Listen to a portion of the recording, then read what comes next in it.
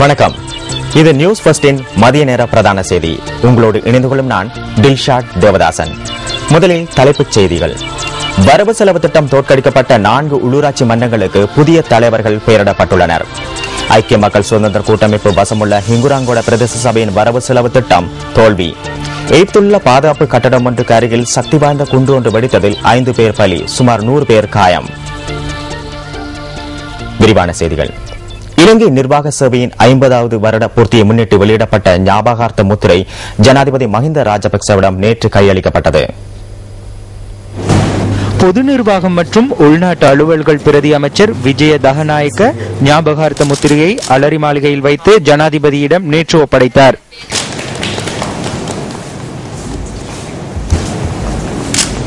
இந்த நிகழ்வில் ஜனாதிபதி அலுவலகத்தின் பிரதானி, தபால் மா அதிபர் உள்ளிட்ட சிலர் கலந்து கொண்டிருந்தனர். வரவு செலவு திட்டம் 2வது தடவையாகவும் தோல்வியடைந்த 4 உள்ளூராட்சி மன்றங்களுக்கான புதிய தலைவர்களாக நியமிப்பவர்களின் பெயர்கள் தேர்தல்கள் ஆணையாளரிடம் ஒப்படைக்கப்பட்டதாக ஐக்கிய மக்கள் சுதந்திர கூட்டமைப்பின் பொதுச் செயலாளரும் அமைச்சருமான சுசில் பிரேமஜயந்த தெரிவிக்கின்றார். வரவு செலவு திட்டம் 2வது தடவையாகவும் தோற்கடிக்கப்பட்ட மேலும் சில உள்ளூராட்சி மன்றங்களுக்கும் புதிய தலைவர்கள் நியமிக்கப்பட உள்ளதாக அவர் கூறினார். வரவு செலவு திட்டத்துக்கு எதிராக வாக்களித்த ஐக்கிய மக்கள் சுதந்திர கூட்டமைப்பின் உள்ளூராட்சி மன்றங்களின் உறுப்பினர்களுக்கு எதிராக ஒழுக்காற்று விசாரணைகள் ஆரம்பிக்கப்பட்டுள்ளன. அவ்வாறான சில உள்ளூராட்சி மன்றங்களின் உறுப்பினர்களுக்கு குற்றச்சாட்டுகளை உள்ளடக்கிய கடிதங்கள் தற்போது அனுப்பப்பட்டுள்ளதாக ஐக்கிய மக்கள் சுதந்திர கூட்டமைப்பின் பொதுச் செயலாளரும் அமைச்சருமான சுசில் பிரேமஜயந்த தெரிவிக்கின்றார். ஸ்ரீலங்கா சுதந்திர கட்சியின் பொதுச் செயலாளர் தலைமையில் இந்த நடவடிக்கைகள் முன்னெடுக்கப்படுவதாக அவர் கூறினார். இதுவரையில் 9 உள்ளூராட்சி மன்றங்களின் வரவு செலவு திட்டம் 2வது தடவையாக தோற்கடிக்கப்பட்டதுடன் சில உள்ளூராட்சி மன்றங்களின் வரவு செலவு திட்டம் முதல் தடவையாக தோற்கடிக்கப்பட்டுள்ளதாகவும் அமைச்சர் குறிப்பிட்டார். தென் மற்றும் மேல் மாகாண சபைகள் எதிர்வரும் ஜனவரி மாதம் கலைக்கப்பட உள்ளதாகவும் அமைச்சர் சுசில் பிரேமஜயந்த மேலும் தெரிவித்தார். ஐக்கிய மக்கள் சுதந்திர கூட்டமைப்பின் ஆட்சி நிலவும் ஹிங்குராங்கோட பிரதேச சபையின் வரவு செலவு திட்டம் இன்று தோற்கடிக்கப்பட்டுள்ளது. தாம் உள்ளிட்ட கூட்டமைப்பின் 8 உறுப்பினர்கள் வரவு செலவு திட்டத்துக்கு எதிராக வாக்களித்துள்ளதாக பிரதேச சபையின் உபத்தலைவர் சமிந்த ரத்நாயக்க தெரிவித்தார். இதற்கமைய வரவு செலவு திட்டத்திற்கு ஆதரவாக 6 வாக்குகளும் எதிராக 12 வாக்குகளும் அளிக்கப்பட்டுள்ளன.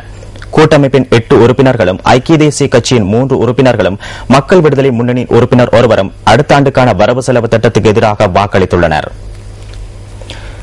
பொதுமக்களுக்கு உதவும் வகையில் போலீஸ் விசேட தினத்தை மாகாண மற்றும் மாவட்ட மட்டத்தில் முன்னெடுப்பதற்கு தீர்மானித்துள்ளதாக போலீஸ் தலைமையகம் குறிப்பிடுகின்றது. சிரேஷ்ட பிரதேஷ் போலீஸ் மா அதிபர்கள் ஊடாக இந்த தினம் நடத்தப்பட உள்ளதாக போலீஸ் ஊடக பேச்சாளரும் சிரேஷ்ட போலீஸ் அத்தியட்சருமான அஜித் ரோகன கூறினார். தற்போது வெள்ளிக்கிழமைகளில் போலீஸ் தலைமையகத்தில் போலீஸ் விசேட தினம் முன்னெடுக்கப்படுவதாக அஜித் ரோகன தெரிவித்தார். ஏனைய மாகாணங்களில் மாதாந்தம் 2ஆம் மற்றும் 4ஆம் புதன்கிழமைகளில் மாகாண பிரதி போலீஸ் மாதிபர்கள் தலைமையில் இந்த தினத்தை முன்னெடுக்க நடவடிக்கை எடுக்கப்பட்டுள்ளது. அத்துடன் மாவட்ட மட்டத்தில் 1ஆம் மற்றும் 3ஆம் புதன்கிழமைகளில் மாவட்ட பிரதி போலீஸ் மாதிபர்கள் தலைமையில் இந்த தினம் நடத்தப்படும் என்றும் அவர் தெரிவித்தார். மக்களின் பிரச்சினைகளை கேட்டறிந்து கொள்ளும் நோக்கில் இந்த தினம் அறிமுகப்படுத்தப்பட்டுள்ளதாக போலீஸ் ஊடக பேச்சாளர் சிரேஷ்ட போலீஸ் அத்தியட்சகர் அஜித் ரோகன குறிப்பிட்டார். வெளிநாடுகளுக்கு செல்லும் இளைஞர்களை போதைப் பொருள் கடத்தலுக்கு பயன்படுத்துகின்றமை தொடர்பான தகவல்கள் கண்டறியப்பட்டுள்ளதாக வெளிநாட்டு வேலைவாய்ப்பு பணியகம் தெரிவிக்கின்றது.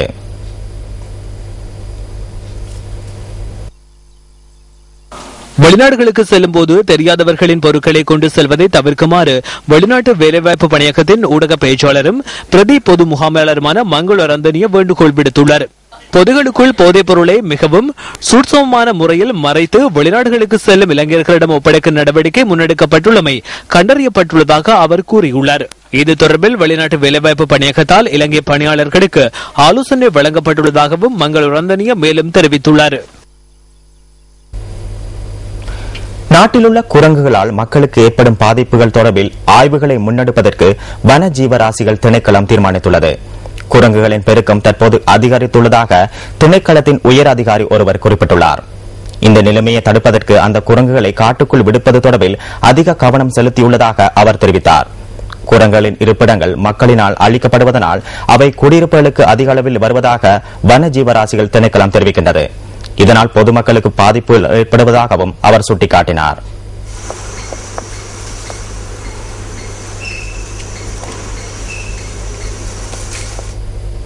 நாட்டின் பல பகுதிகளிலும் இடம்பெற்ற சில சம்பவங்கள் அடுத்து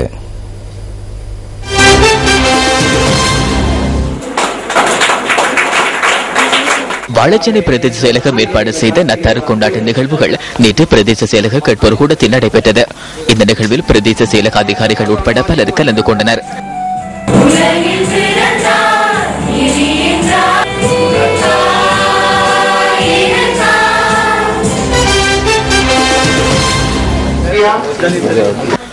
மகிந்த சிந்தனை வேலை திட்டத்தின் கீழ் 437 பட்டதாரி பயனர்களுக்கான நிரந்தர நியமனம் வழங்கும் வைப்பும் நேற்று திருகோணமலை மாவட்ட செயலகத்தில் நடைபெற்றது. இந்த நிகழ்வில் திருகோணமலை மாவட்ட அரசு அதிபர், கிழக்கு மாகாண சபையின் தவிசாளர் ஆரியவதி கலப்பதி உட்பட பல உயரதிகாரிகள் கலந்து கொண்டிருந்தனர்.